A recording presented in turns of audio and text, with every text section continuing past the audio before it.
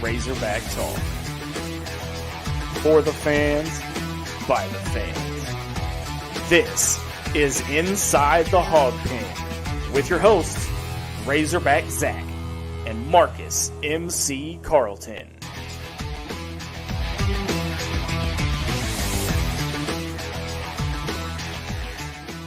Yeah! What's up, everybody? Woo! Okay. Welcome to year number 7 of Inside the Hawg Pen. Hello, everybody. I'm your host, as always, Razorback Zach here, hanging out with you from the Central Arkansas Hawg Pen.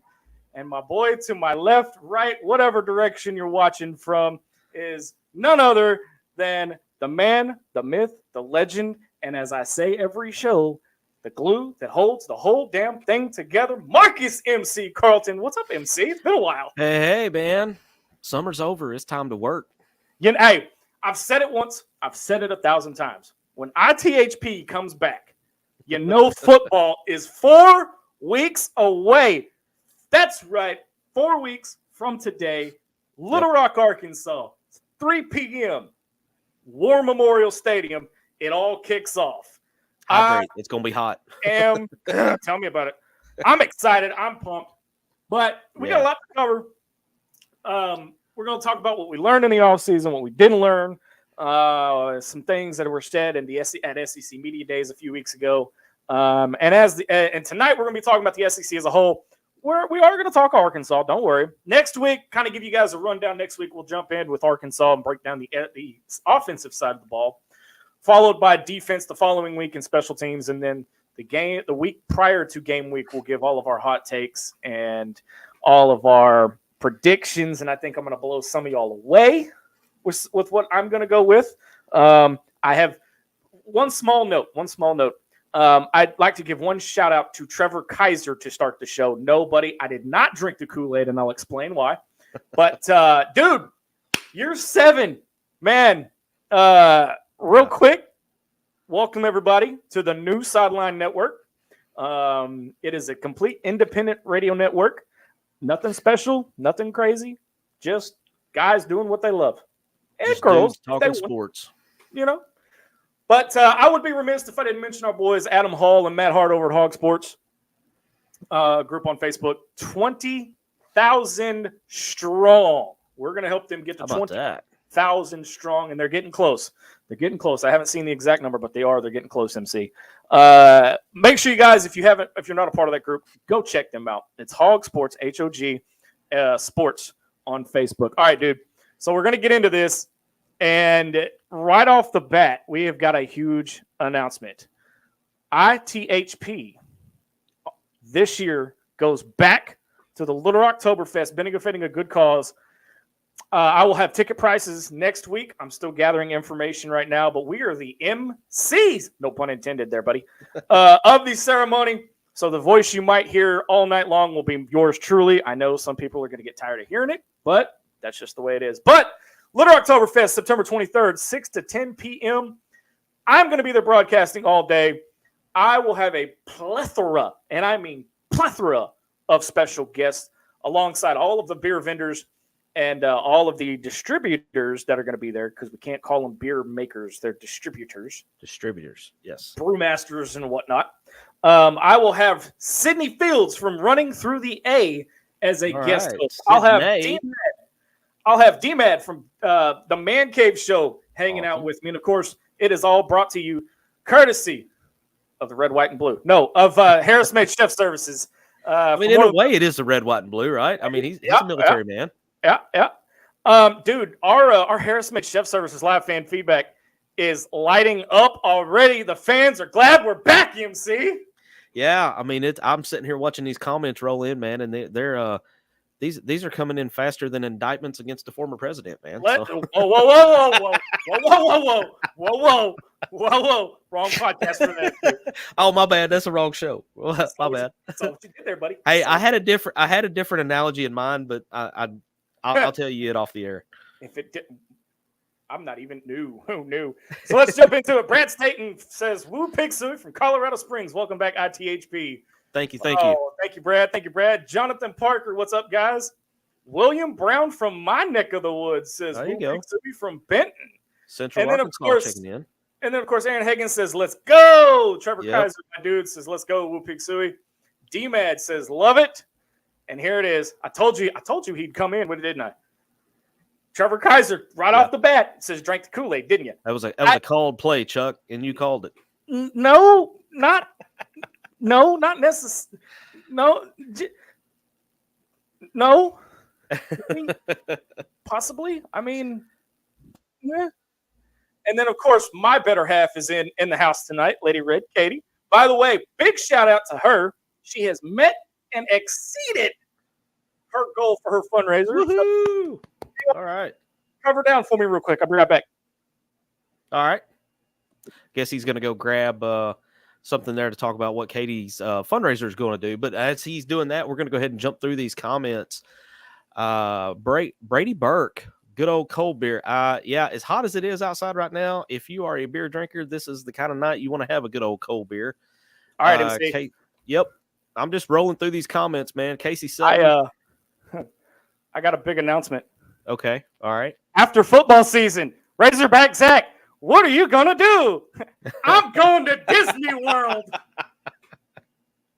I wondered if that's what you were going to get. I wasn't sure. Better believe it. I didn't want to spoil anything, but hey, look at this comment here. That's one of our biggest fans there, Miss Casey Sutton. The back 7 is my favorite. Missed you guys. We missed you too, Casey. Madam Ass Kicker, who kicked cancer's ass, is in the house. Our number one fan. What's up, Casey? Brad Staten. So I stand corrected. Went sorry, south honey. quick. Yeah, it did. Sorry, honey. Katie said she's at her halfway goal, not her full goal. My bad. Hey, sorry. You're just going Nostradamus, man. You're just predicting what's going to happen. I am. But John the Parker, before we talk football, what happened to the guy that had the red shirt? Is he talking basketball? Because there was one guy, Minifield is going to be a non-scholarship walk-on red shirt this year. Yes, in basketball. Okay, yeah. Minifield, I think it was an academic issue. I don't know that for sure, but that's what's been making the circles around the campfires, that it was a grade issue. And so that's why he's walking on this year, and he's going to redshirt. MC, I don't think I have it. Hang on just a second there, buddy. We've got a little bit of breaking news coming into. Oh yeah, I don't know if we have that sounder or not. We had to, just to give you all a little idea, we had to completely rebuild everything with changing to Sideline Network. And we lost all of our sound bites and everything. So we're trying. If we go through tonight and we don't have something, we'll have it next week. So I'll give you the beep beep beep beep beep beep beep beep beep beep beep. I wish we could use the old ABC News one. Yeah. You know. Breaking news. This is coming in from a source that I trust very, very well out at the University of Arkansas. There are no more free parking for football game days on campus anymore. There is no more free parking. So you have to have a parking pass if you're going to attend the games. We're going to have that out. I'll make sure Adam Hall and Matt Hart get that over at Hawg Sports. So guys, if you're watching, make sure you guys let everybody know there is no more free parking on football game days. William Brown, even at Baum, there is no more free parking. You have to have a parking pass. So there's that breaking news. By the way, MC said it before.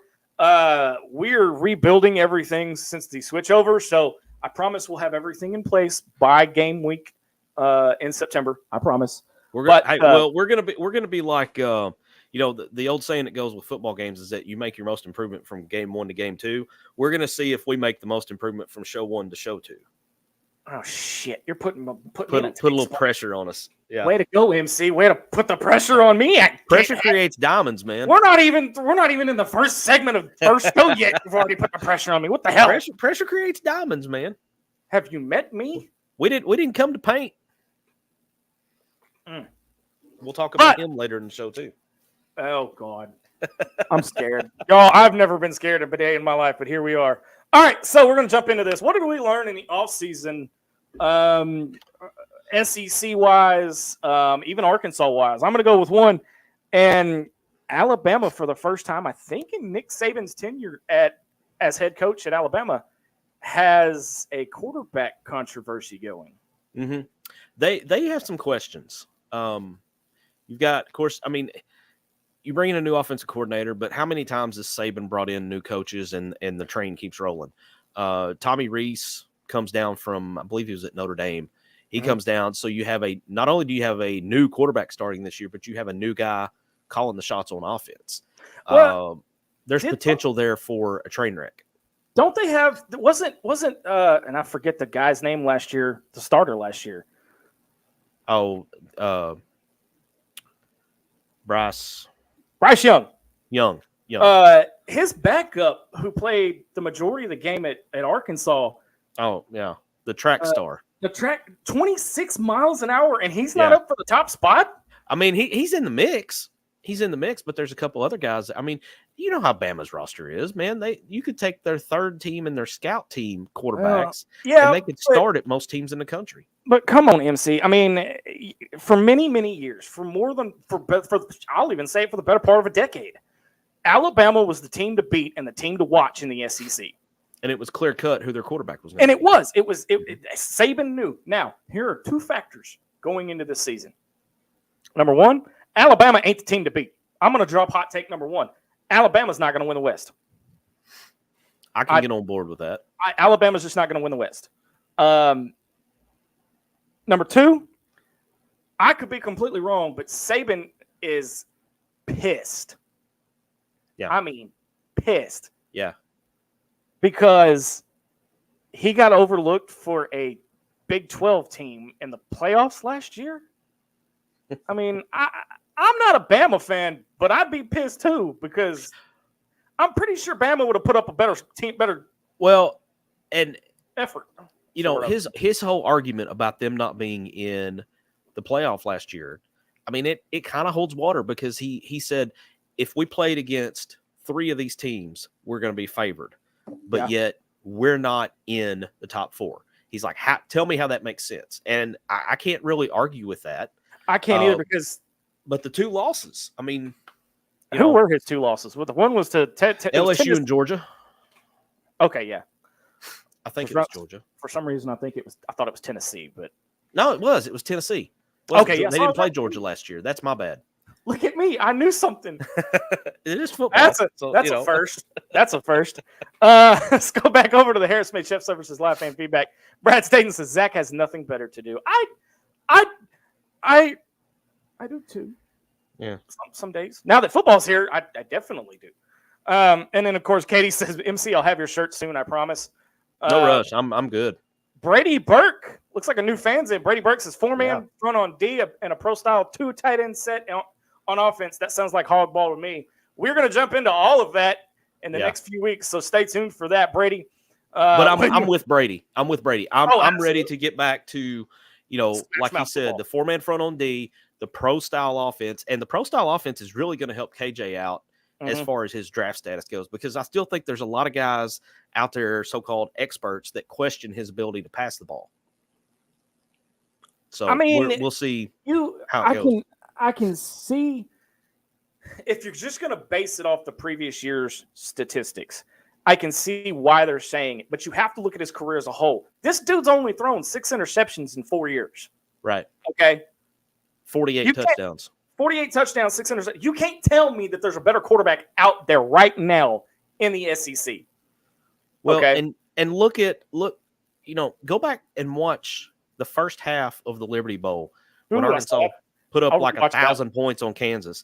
I mean, rewatched that. KJ was out there throwing touchdowns to the water boy. Yeah. It's like, dude, you hadn't heard their name all season. It's like, who is this guy? But MC, the key to that is KJ was healthy and he was mentally 100%. healthy. Yeah. Okay. He didn't have, and I'm going to say this, and I'm about to get 9 kinds of hell for it because I'm about to break my own rule. I have for 7 years, I have said never personally attack a player, but he's no longer a player at the University of Arkansas. So I'm going to say it.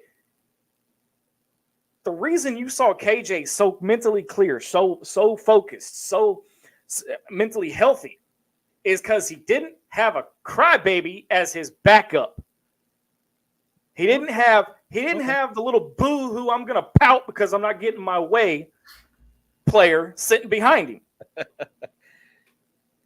He's at Texas State now, and no, not the Texas State Armadillos from Necessary Roughness. This is the Texas State Bobcats. Number two. The reason KJ, I mean, when you're playing for your life out there, and you're playing hurt like he did against Liberty, which I think he should have never played. Never should have played in that game. Never should have played in that game. But I'm not paid the big bucks. I'm doing this for free, sitting here calling it like I see it.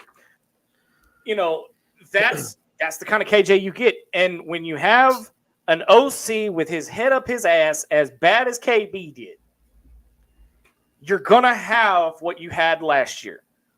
Don't get me wrong, y'all. It was a winning season. It was a winning season compared to what it should have been. But compared to what it should have been, right? I mean, MC, what do you think? I mean, am I wrong? I mean, there were what, 4 losses by a total of about 10 points. Mm-hmm. I mean, if Arkansas is going to have a 9, 10, maybe 11 win season, you've got to figure out a way to win those games. You've got to eliminate a text message that goes from me to one of my buddies every time one of those close games happen, and it's Hawg gonna hog. Well, because it's like we find ways to snatch defeat from the jaws of victory. Yeah, but at the same time, I mean, KJ can throw the ball. He can run the ball. Mm-hmm. All right. By the way, guys, if we see your comments coming in, I don't want to let anybody know. We are going to try to get to every comment if we can. If we don't, I apologize. We will make sure we make a note and get it next show. I want everybody to know that they are involved. We did get some fan mail saying that some fans felt ignored, so I want to make sure that I want every fan to know that if you comment, we will try to get it on the show as best as we can. But going back on KJ, man, when you have when you have a offensive coordinator that's run, and then wonder why in the hell we're 4th and 17, 4th and 18. Yeah. That's why. So they put the handcuffs on KJ. This year, though, watch out. Well, and I'm also interested to see, if you remember back when Dan Enos was here before, mm-hmm.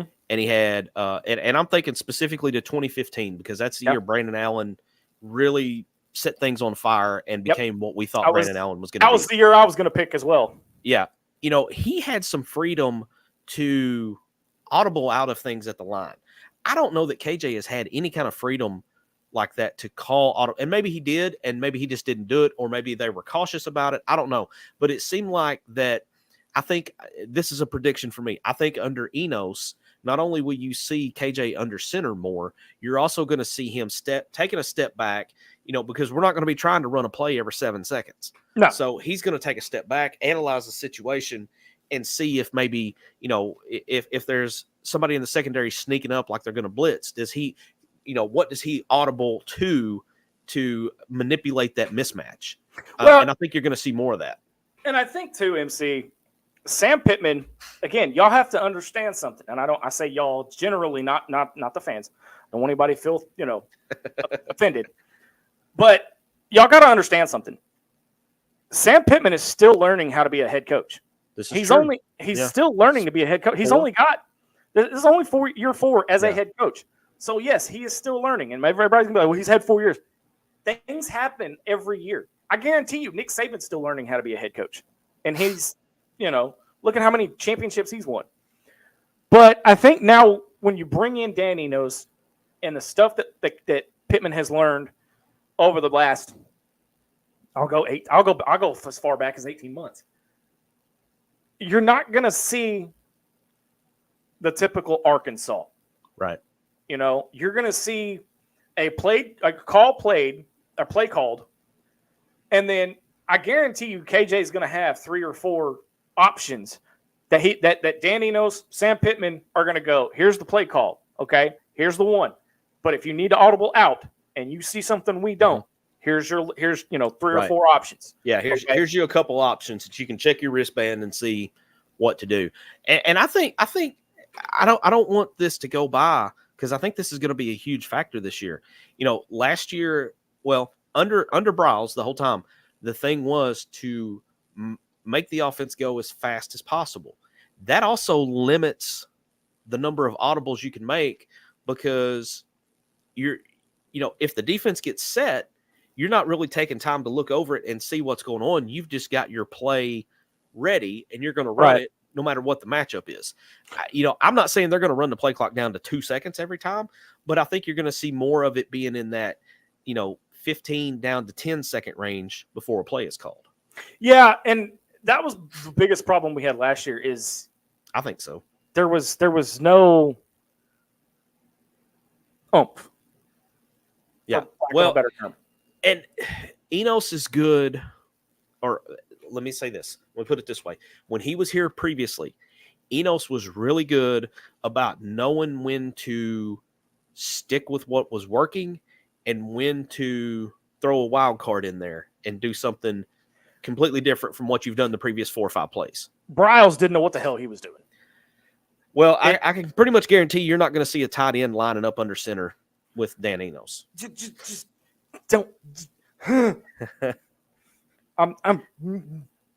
But anyway, I'm anxious to see if this Dan Enos in 2023 has a lot of the similar mindset or philosophy, I guess is a good word. If he has the same philosophy or similar that he had in 2015, because 2015, if you look back in the record books, man, the offense was rolling that year. Yeah. I mean, there were 1 or 2 games where the offense really kind of let us down, but the majority of the time, the offense was doing their part. Yeah, let's get to a couple of these comments in the Harris Made Chef Services live fan feedback before we hit a break. Josh Wilbanks says, hey, guys, what's up, Josh? Brad Staten says, KJ has a great head on his shoulders, and I think he is totally ready for this year. Yep. Brady Burt chimes in, that offensive scheme is weak in short yards. Just read about it. Jonathan Parker, I think this year, if we're up big or the no-name games, we have a good backup quarterback with Criswell. Yes and no. I think it's TBD. I think it's to be determined. I agree. I'm not saying Criswell's a bad quarterback, by the way, but he's got D1 experience. I mean, I will say this.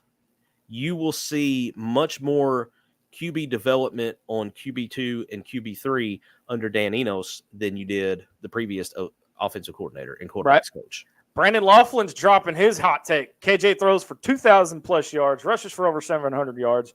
Rocket rushes for over 1,200 yards. Count it. I'll take it. I'll take it. I'm still not going to drink the Kool-Aid because I don't want Trevor to be right. As fast as they were going under Bryles, Bryles couldn't change the play. That's true. Yeah.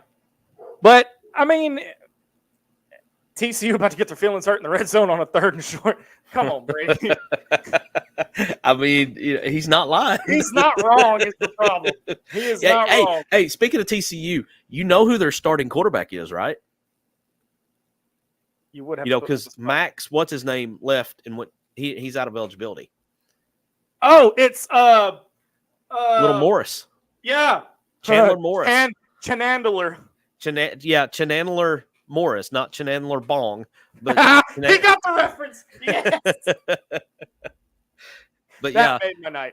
Yeah. So little Chad Morris is going to be your QB1 for Kendall Bryles at TCU. Oh, man. All right. On the other side of the break, we're going to jump into the SEC in games to watch, teams to watch, and we might even talk a little coaching hot seat. You're listening to the season premiere of Inside the Hawg Pen on the Sideline Radio Network. Back right after this.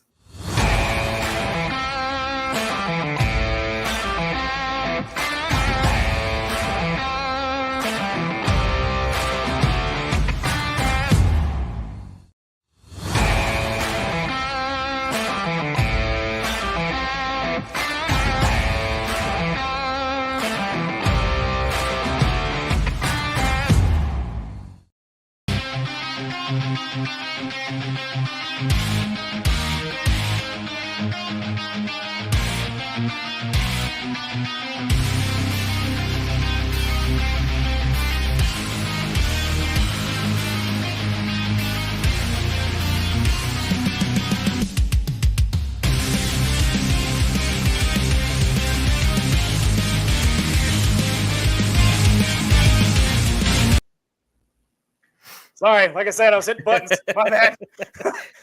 I'm getting used to the new system, y'all. I apologize. Welcome back to Inside the Hawg Pen on the Sideline Radio Network. Razorback Zach hanging out with you in Central Arkansas. MC hanging out in the NEA. Before the break, we were talking some touching on the Razorbacks, but right now I want to try to touch on the SEC as a whole. And MC, we all know Georgia's the team to beat. Yeah. Well, along that line, let's just look at On3's SEC preseason power rankings, and that pretty much goes right in line with what you were saying about Georgia. Georgia, Alabama, LSU, Tennessee, A&M. Arkansas comes in at 6. I don't have a problem with that. 7 is Ole Miss, 8 Kentucky, 9 South Carolina, 10 Auburn, 11 Mississippi State, 12 Florida, 13 Mizzou, and 14 is guess who? Always, pretty much as the sun rises in the east and sets in the west. Vanderbilt's going to be 14th. I'm not, I could rearrange a couple of these. Georgia's the clear-cut number 1. I think you could I think A&M is too high. Well, I think there's an argument that could be made for that. Yeah, I think you could make the argument that they're too high. Oh, I was going to say, I thought you were going to argue and say they're not. No, I'm supporting what you're saying there. Yeah, I mean they could be too high at 5. Dude, so many unknowns there, man. There is. And everybody's hyping them up based on the fact of, they always have good recruiting. A&M's always got good recruiting, but now you've got the offensive savant coming in to work with them. But is the magic still there? That's the thing. Well, hold on. Here's the thing. Yes, he has been the offensive savant. Right. But is he handcuffed? Because we all know Jimbo likes to call the plays. I'm gonna go on record. I'm gonna go on record. I'm gonna say this, and I'm probably about somebody's head's fixing to explode somewhere. I'm smelling an Arkansas situation from about 2005 to 2007 brewing. Not to that scale and not to that, not that personal. But when you look at it and you know how Jimbo is, and you know how, I mean, I don't think it's gonna fit. I mean, I could be totally wrong, and A&M can blow everybody out. I was talking to a friend of mine the other day about this very situation with Petrino and Jimbo, and I said, this really reminds me of when Malzahn was hired at Arkansas, because you have 2 offensive philosophies that couldn't be further apart. Right. So let me ask you this. Oh, shit. Who needs who worse? Does Jimbo need Bobby worse, or does Bobby need Jimbo worse? Because that's a tough question, because they're both kind of in desperate situations. So I need to talk to an Aggie fan, and I might call him later this week. But it all depends on the mindset. Is Bobby Petrino the coach in waiting? I mean, we all see the writing on the wall. Yeah, you can see what's happening here. As a wrestling fan, you can smell what the SEC is cooking. Yeah. Okay. Yeah. It's not. And again, I'm not the sharpest tool in the sea or the fastest turtle in the shed. So, but I think Jimbo needs Bobby. But here's the thing: Jimbo's gonna have to let Bobby be Bobby without the blonde on the bike. Right. Yeah. Yes, I went there. Yeah, he's gonna have to. Where was it? I saw a comment. Right here. I will. Parker. Bobby will be handcuffed some. I think, especially to start. Well, I want to say to start the season that he'll be handcuffed, and then if they drop a game that maybe they shouldn't drop. I'm pulling up A&M's schedule real quick. Give me a second. Let's say Arkansas beats A&M, and the offense has kind of been a hybrid of Jimbo and Bobby coming together and trying to, step on eggshells around each other and kind of run this hybrid offense. If Arkansas beats A&M, do they have a heart-to-heart meeting, and Bobby goes to him and says, "Look, did you bring me here to run your offense, or did you bring me here to run my offense?" Okay, so here's A&M's schedule as it sits right now. Okay. They open the season against New Mexico, then they travel to Miami. That's one to watch. That's one to watch there. They don't know which way is up, but they've got athletes. They're back home. They're back home against Louisiana Monroe, and then they travel to Auburn. No, I'm sorry. They're at home against Auburn. They travel to Dallas against Arkansas. Uh-huh. They host Alabama the following week. They travel to Tennessee. Then they host South Carolina, Ole Miss. They travel to Starkville. They're home against Abilene Christian, and they round out the year at A&M. I'm sorry, at LSU. So, I mean, pull that up so we can put it on the screen. We're not going to go through all 14 teams of the SEC. I mean, we can be here all night. Trust me, I love it. Don't know how much I love football. We'd have to do that on a weekend. Yeah, right. But, I mean, you're going to win against New Mexico State. That Miami game, that one could go either way. And if Jimbo lets Bobby P off of his leash, that one could get dangerous. Yeah. Okay. Yeah. While you're pulling that up, I'm going to go over here to the Harris Made Chef Services live fan feedback. Let me pull. Jonathan Parker says, "How about Auburn flipping some 5 stars? Nobody gives 2." Yeah, that's something you're going to have to watch out for. Hugh Freeze you saw what he did down at Ole Miss. He took them to levels after the cell phone. They had not been to, but either before or after. I mean, it's a now question. You put him in a program that's a little higher status, because I would put Auburn as a higher status program than Ole Miss. They're not a blue blood. No, they're not a blue blood, but they are closer. They're higher up the ladder than Ole Miss is. We agree? Historically. I mean, if you just look. Yeah. Historically. But you know how I feel about Auburn. And I know. And first time for the season. # screw you, Mark Curls. But you put somebody who can recruit like Hugh Freeze at a school like Auburn, it's going to be dangerous for everybody else in the West. Well, and I think Hugh Freeze can go after Nick Saban's territory and kind of compete with Alabama. Oh, absolutely. Once Auburn gets out of the basement, they start building a little bit of momentum, and I think you start seeing Hugh Freeze, if his nose stays clean, yeah, I think he can actually compete with Alabama.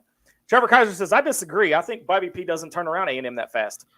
Gotta hope not, because here's the thing. Yeah, I'm scared of that A&M game right now. This is the one and only time I'm going to get to go to Dallas for that game, and that's why 1, 2, 3, 4. That's the 5th game of the year for A&M. I would hate to be in attendance when all the LED lights in A&M's offense come on at the same time, and they put up about 45. I mean, that's what I'm scared of. You talk about a knife to the heart. I mean, if Bobby P is let off the leash, especially with what he did at Missouri State against us, we have got to fire on all cylinders. We've got to throw it into overdrive, hit the afterburners, whatever, to compete with that. Another new. I don't think we've had Daryl Patrick in here before. That name doesn't sound familiar. We got some new fans in here. Yeah, man. We got some new people jumping in tonight. So welcome aboard. This is the Crazy Train. Is Jimbo BMFP? Is Jimbo BMFP going to be genius or disaster? I think right now you can flip a coin. Here's the thing. I'm stealing it. Yes! I'm stealing it. You can't steal it because it's our show. Yes. It's going to be one extreme or the other. There's not going to be a calm water middle ground. It's going to be full on, typhoon disaster, or it's going to be the greatest show on turf. One of the. So I'm gonna paraphrase a quote that Jimbo had said. He was asked at SEC Media Days if Bobby Petrino is going to be calling the plays.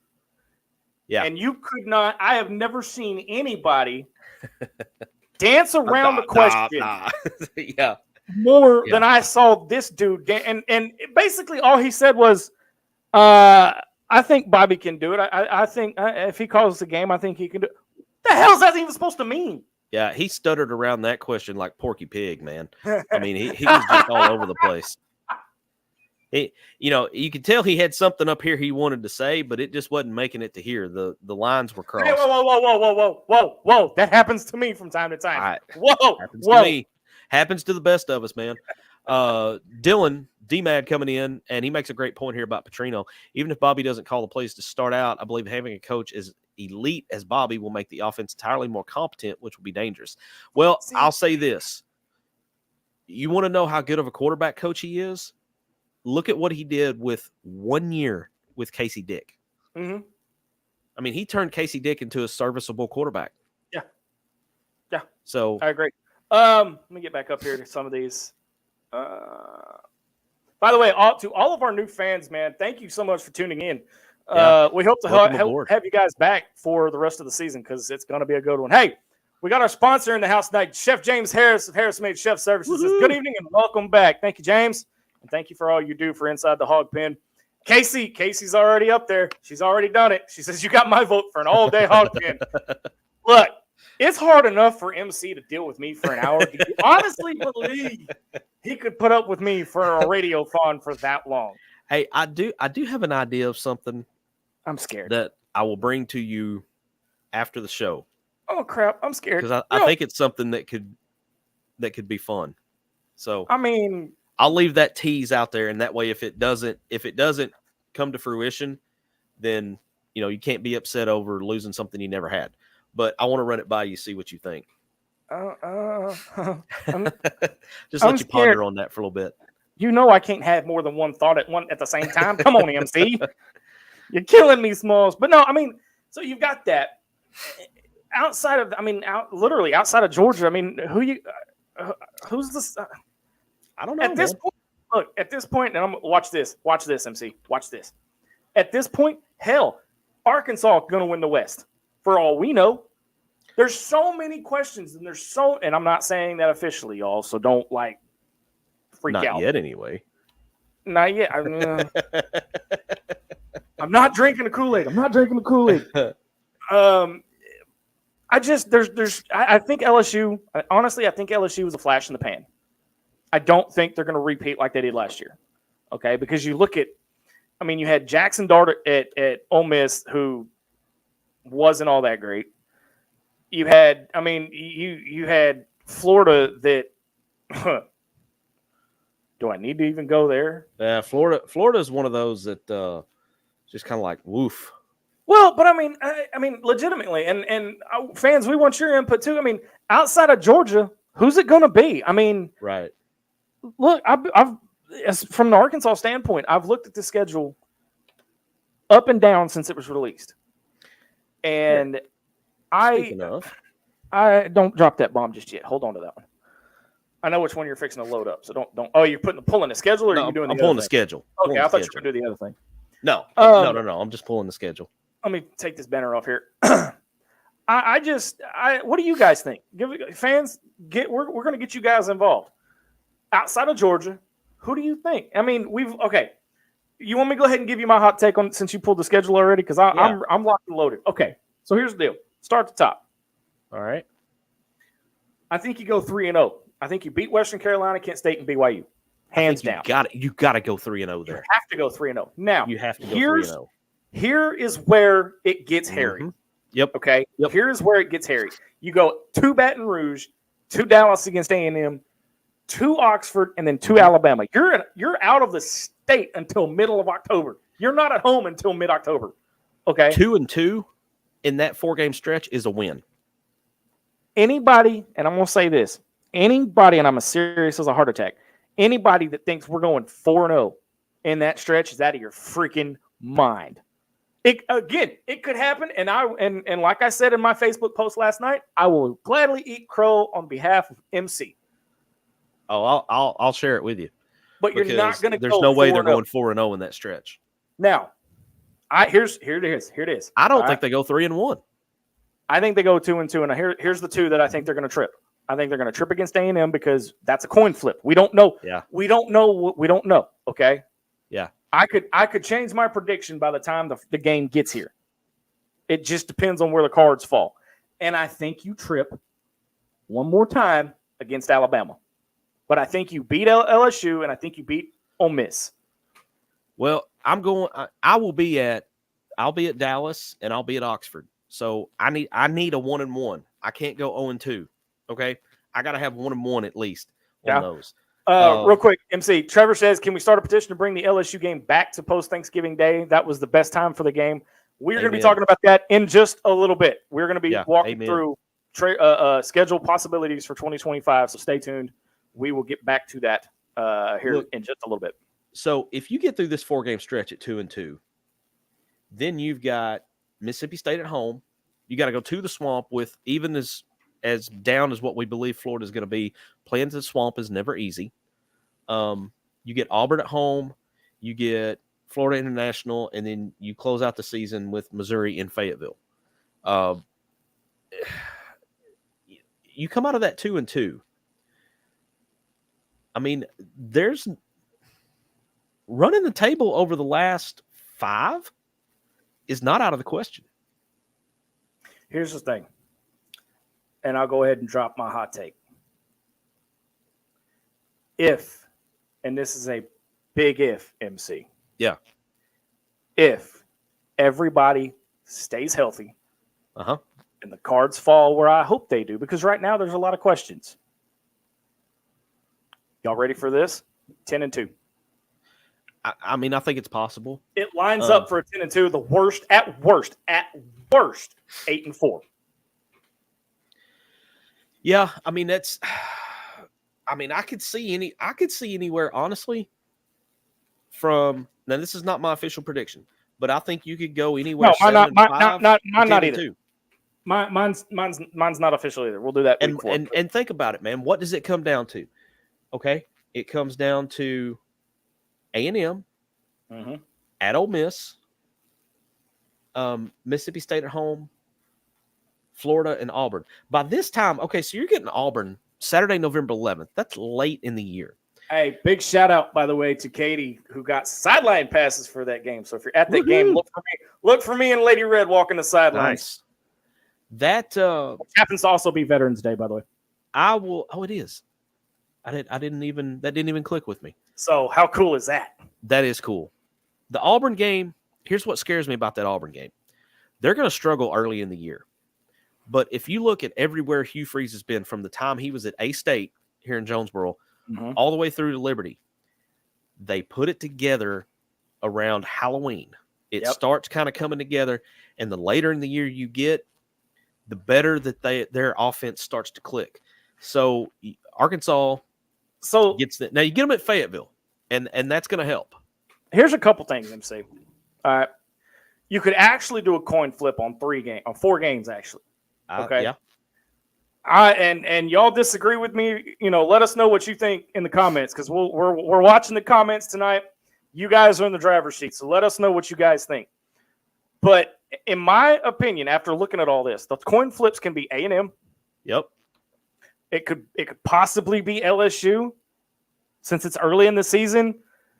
Maybe. Maybe. Maybe. You coin flip Ole Miss. Ole Miss is always a coin flip. Okay. To me, in my opinion. You coin flip Florida, and you flip Auburn. Okay. Those are the 4 games. If we were to right now circle the 4 games to watch closely, it'd be those 4 right there. Yeah, I think so. It'd be those 4 right there. The other thing that I kind of learned about, especially about Arkansas coming out of SEC Media Days, Sam Pittman did not overhype the team. He just said, you know what, we're ready to rock and roll. We're ready to go. He didn't say anything to the effect of, I'm going, this is the most explosive offense that we've seen at Arkansas. He didn't say anything to that effect. He did exactly what I hoped he would do, and just, hey, we're going to have a good team. We're ready.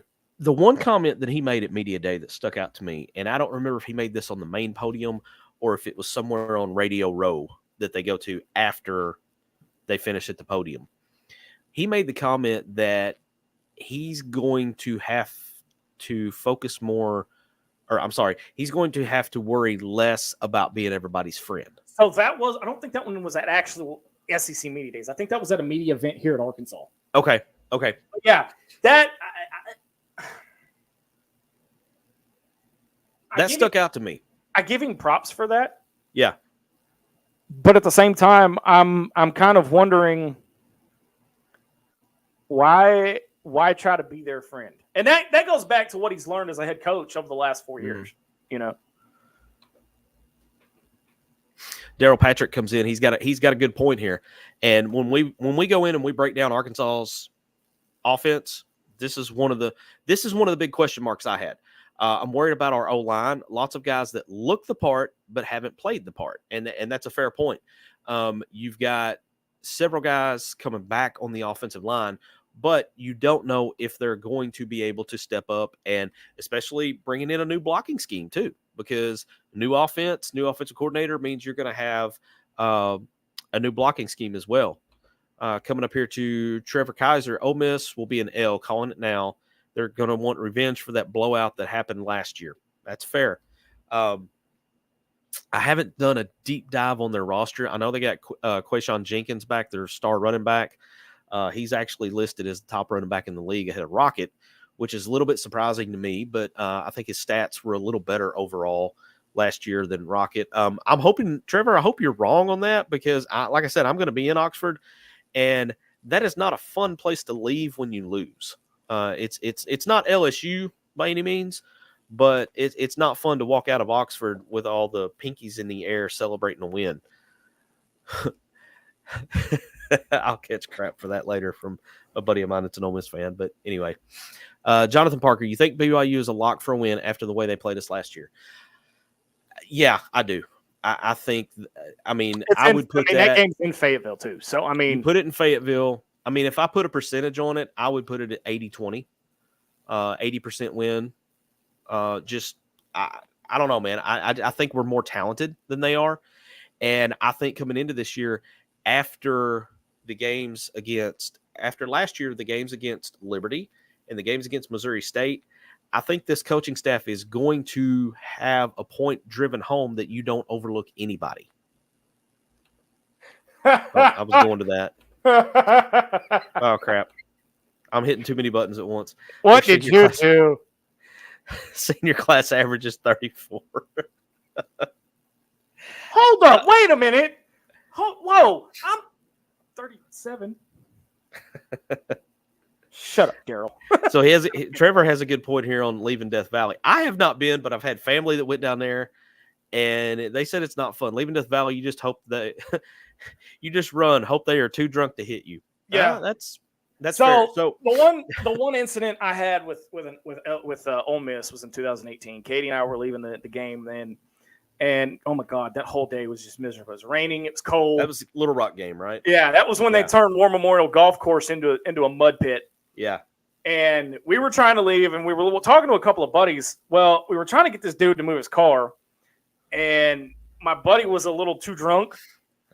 They got into a tussle. I got in the middle to try to separate them, and I got clocked in the back of the head. Usually happens when you try to play peacekeeper. Well, it's my own fault. But we're going to take another break.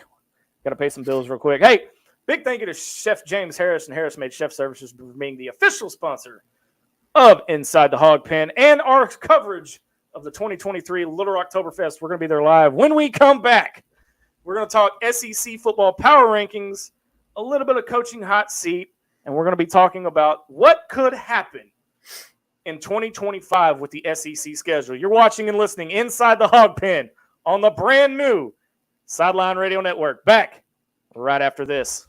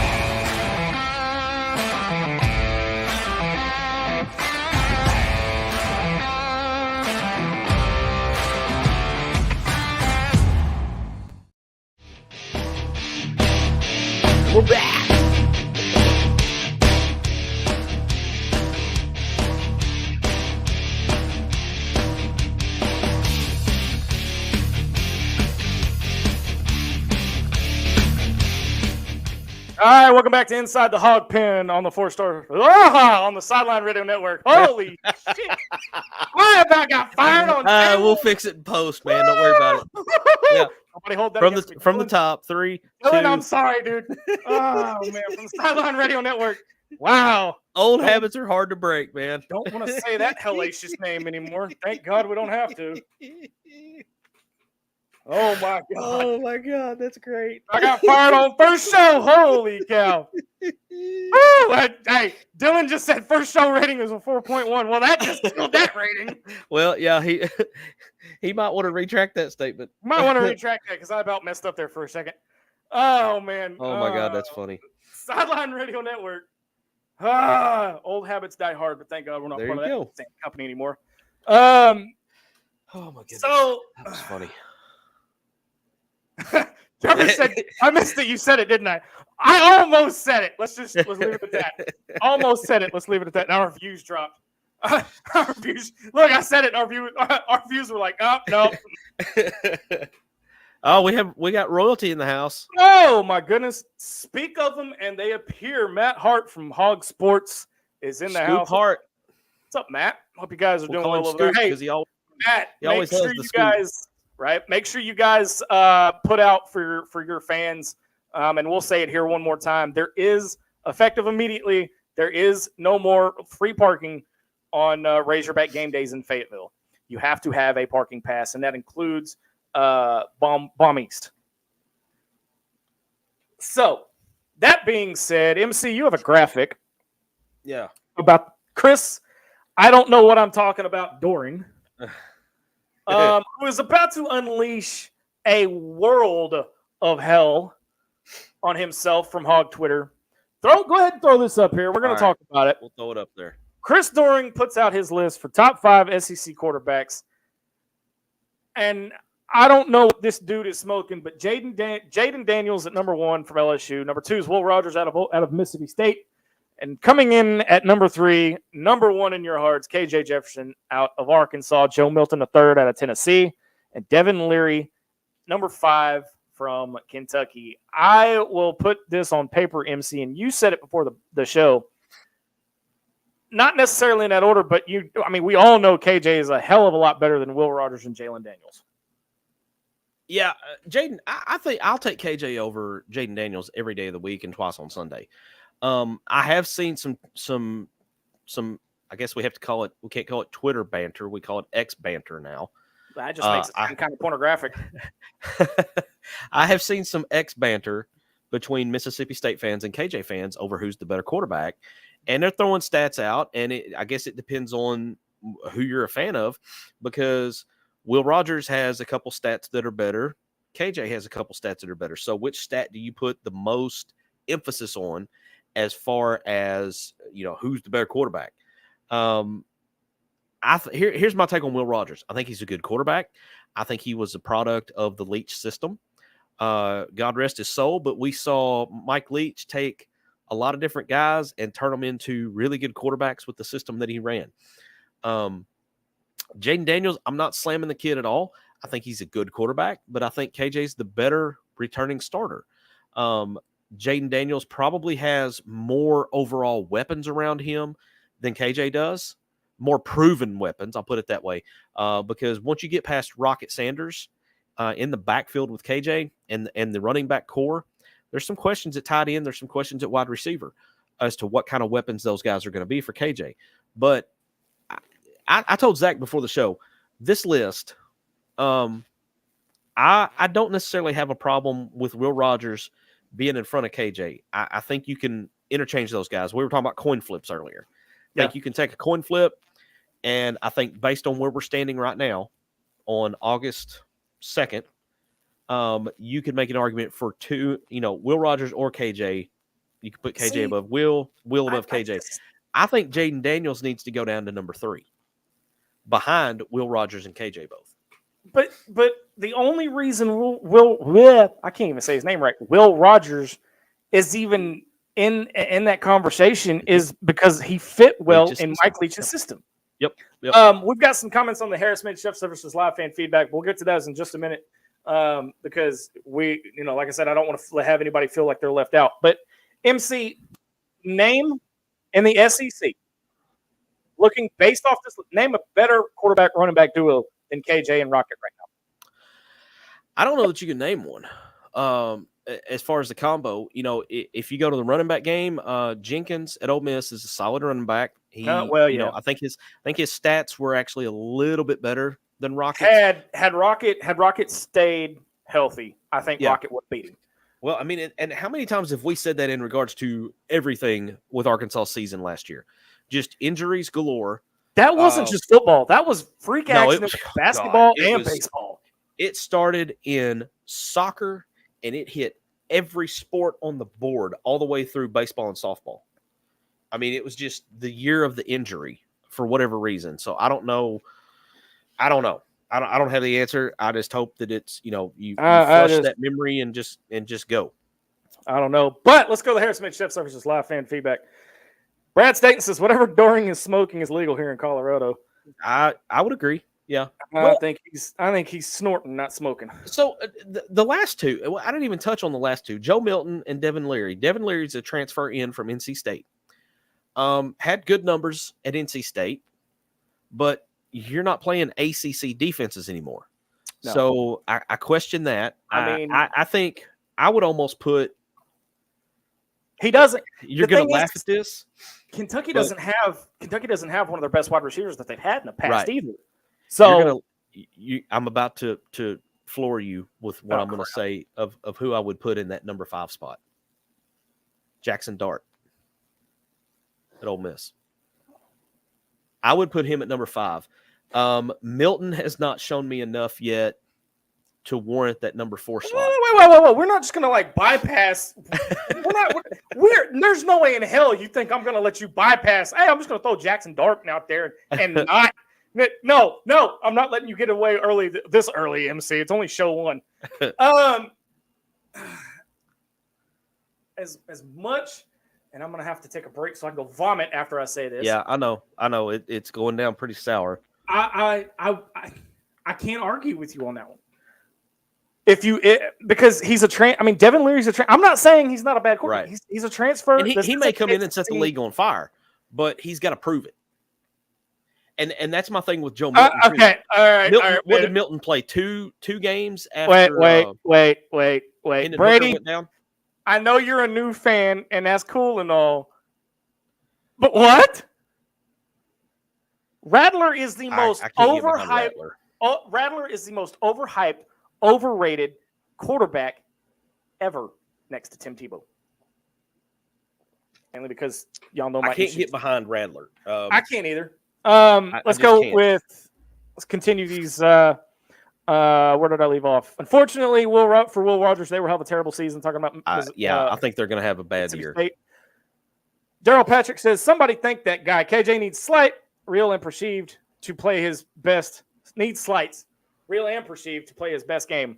Thank who? Oh, Chris. I would not know. Carolyn K. Williams, Razorback girl as I know her. She says, have a great season. Thank you, Miss Carolyn.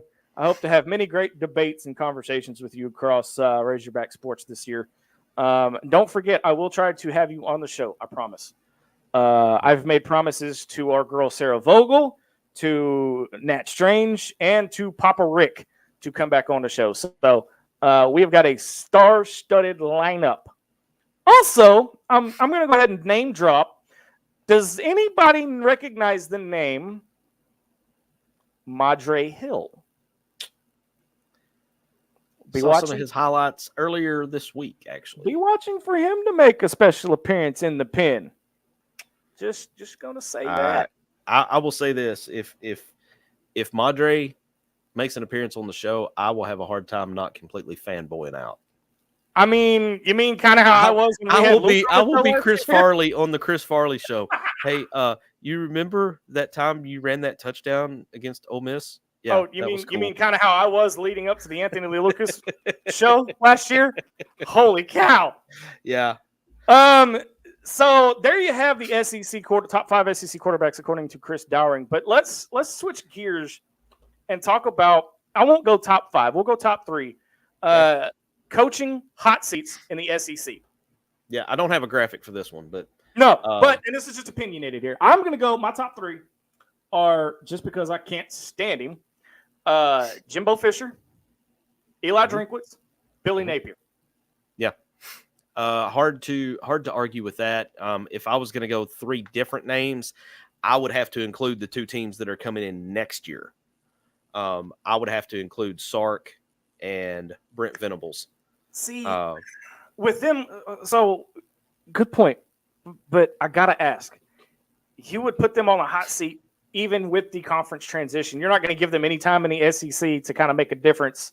Oh, I would personally, but you start talking about crazy money alumni and boosters. Yeah, true. No, I believe Oklahoma either went 6-7 or 7-6 last year, and I don't remember which one. I mean, either way, they had a similar schedule or similar record to us.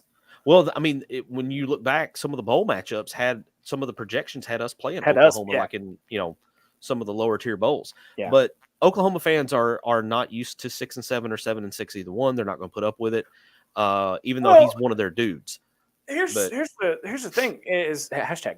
And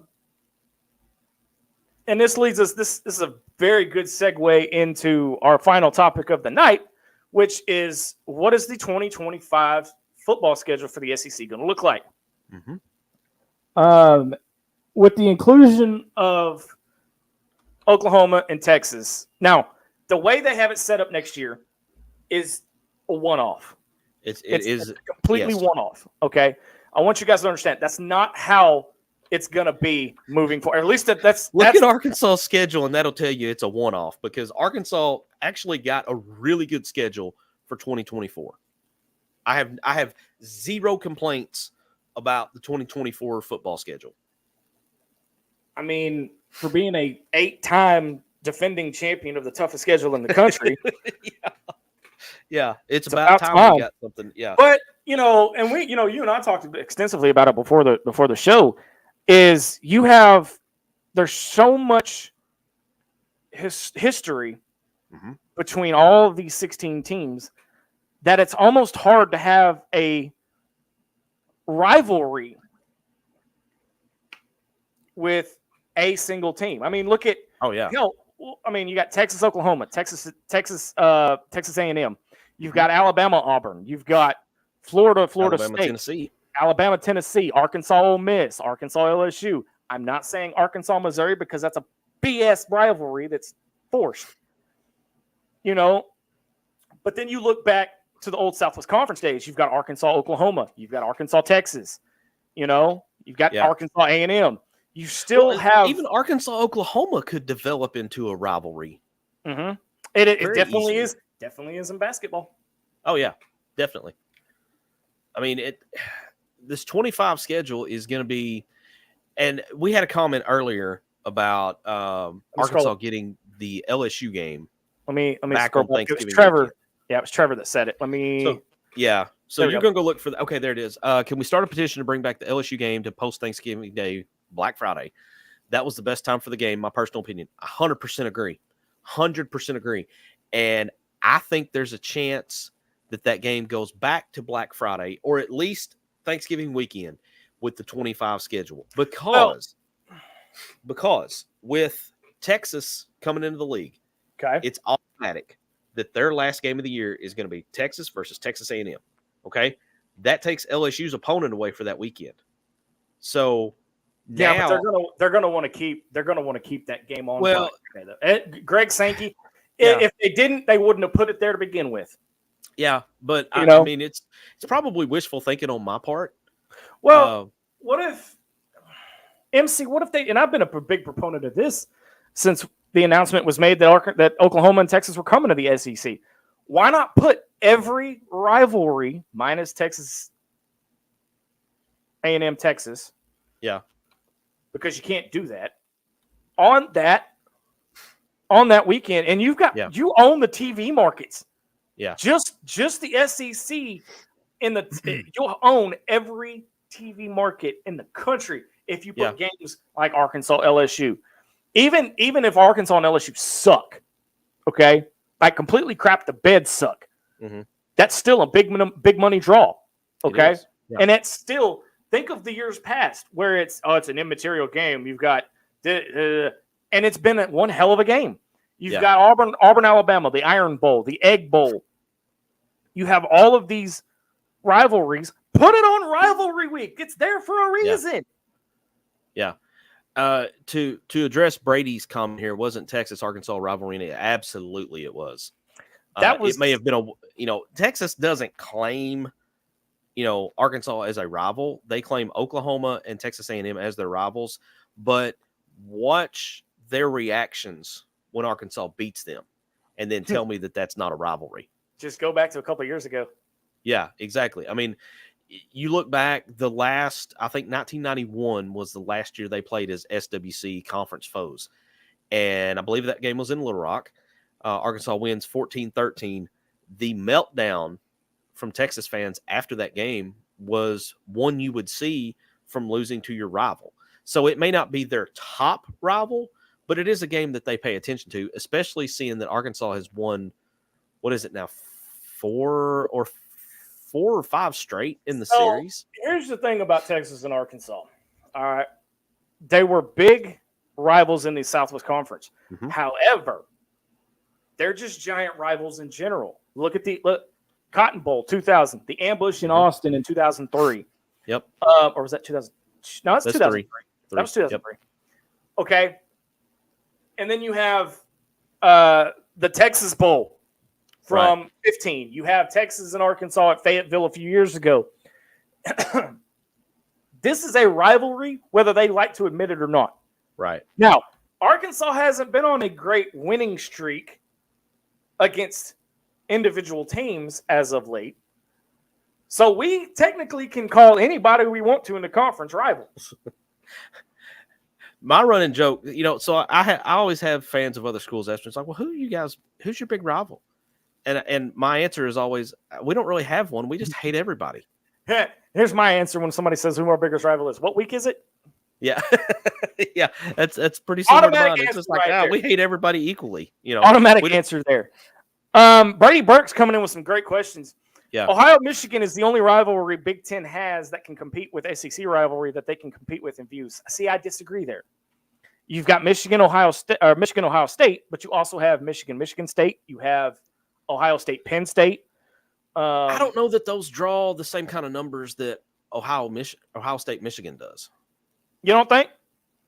Well, I mean, when in the sense of rivalries, I mean, yeah, as far as big money and what he's talking about, I mean, you can put any SEC rivalry up against Ohio State or Michigan, okay? And it's a matter of what team on what week. And now we say this every week. Right. Any team can beat anybody on any given Saturday. Mm-hmm. Unless you're the Dallas Cowboys and you just, never mind. Look, point being is, I mean, we have no idea what the SEC is going to look like come 2025. I think you're going to move to a 9-game schedule. Yep, I do too. But this whole rotating opponents, I don't see it. I think there needs to, if they're going to do divisions, it needs to be realigned.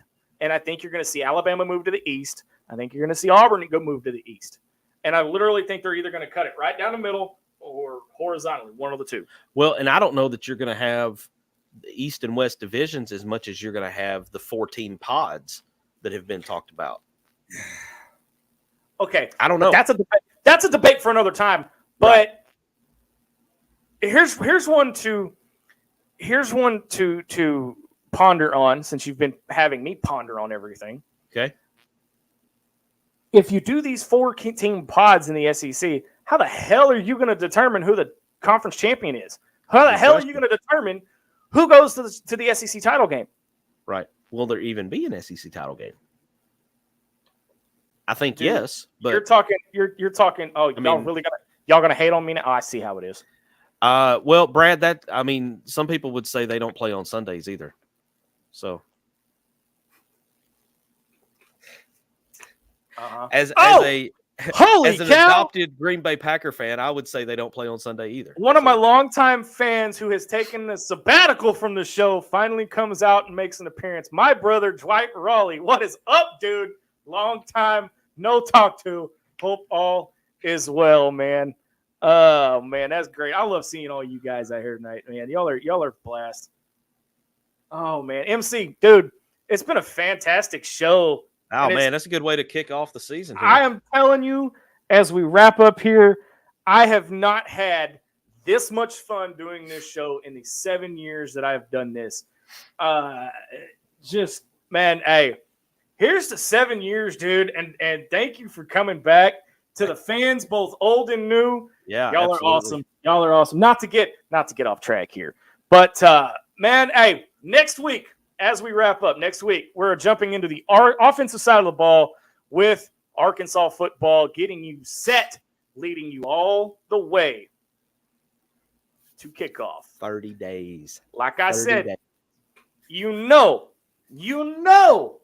football is right around the corner when ITHP comes back. There you go. And I'm just going to leave it at that. Final thoughts before we get out of here, MC. Oh, man. I watched the hype video that the Twitter account for football put out right before we started, and the timing on it was perfect because it got me all hyped. And, I mean, you've got to get on X, Twitter, whatever you want to call it. Go to the football account. Watch that video. There is one specific clip in that video that is going to make every Hog fan in the universe want to go full Hulk Hogan and just rip their shirt off. All right. So I was going to end it. Don't spoil it. No, wait. I was going to end the show. But y'all have to go see this video. I'm not going to give anything away. MC said we were just before we went on air. We were going to show it during the show, but we couldn't get the audio to work. He goes, you got to watch this. And I was, for most of you that have watched the show in the past, y'all know I get anxious during the first show to try to get all the rust and the jitters and everything off and get used to all the new bells and whistles and stuff. And he goes, watch this. And I'm sitting there watching it, and it comes to that one part he's talking about. I took off. I wanted to run around my apartment. Yeah. I wanted to just, dude, go watch it. It's on their Twitter. It's Arkansas Razorback football Twitter page, and I think they posted it to their Facebook as well. Probably. Probably so. Holy cow! That social media team, every social media team up there for every sport is just on fire. They just continue to spit out gold. Last couple things, MC. Make sure you guys leave us a review and a recommendation on Facebook. And Facebook has also rolled out this new thing. If you guys want to contribute to the show monetarily, for 99 cents, you can send us stars. I'm still researching all of this, but if you guys want to donate 99 cents per star, go for it. I will never tell you no. MC will never tell you no. Absolutely. But like I said, make sure you guys like, share, subscribe, get notifications, make sure when we go live. Make sure you guys leave us a 5-star review and a recommendation, whatever Facebook does nowadays. Follow the new Sideline Network on YouTube. Just type in Sideline Radio Network. It will pop up. We're our only video right now because we just launched this week. But you got the Man Cave show. You got a couple of other new shows coming out. Dude, we're rocking and rolling, and it's just week 1. Yeah, we're off to a good start here. We our first series was successful. We've picked up a couple first downs, and we're marching towards the end zone. I'm not gonna fumble the ball. I promise. Well, if you go to cross the goal line, don't stick it out too far. Just do me a favor and just throw me. Do it that way. There you go. All right, that's gonna do it for us. Next week, 7 p.m. right here on Inside the Hawg Pen. For Marcus MC Carlton, I'm Razorback Zach. You have been watching the season premiere of Inside the Hawg Pen on the Sideline Sports Radio Network. Until next time, so long, everybody.